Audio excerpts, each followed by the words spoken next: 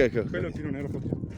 Quanti ettari sono lì? Sì, 1,2 m. Quindi sono passati 10-12 anni, ha cominciato a buttare fuori qualche grappolo. Se no prima arrivavi il grappolo, fioritura, colatura. Volava via tutto.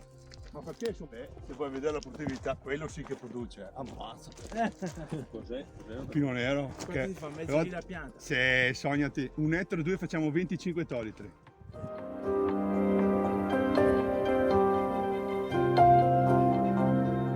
Io compatto e la buccia spessa, ma spessa. È una ribolla un po' più grande, ma dico ribolla per la forma del grappolo, Sì. non perché assomigli. Lo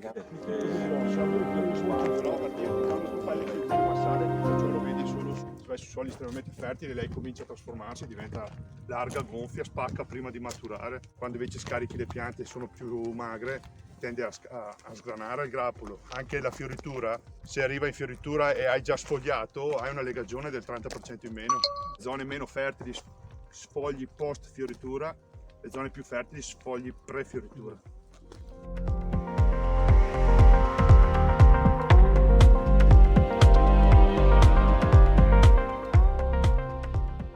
Razionalizzare tutti quanti, tutto quanto il processo produttivo non è solo della cantina, è anche del vigneto. Il grosso danno sulle coltivazioni l'ha fatto il vivaio.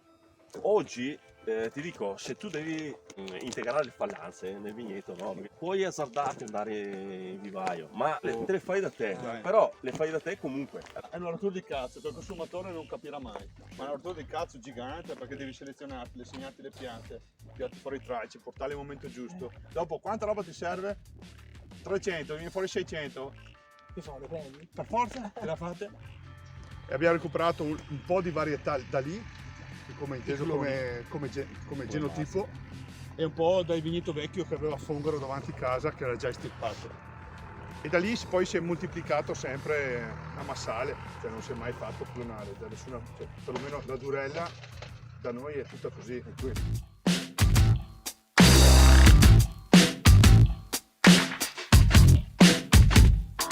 La varietà nasce qua, i primi ritrovamenti 700 certi e comunque documenti scritti a Arzignano 750 anni fa.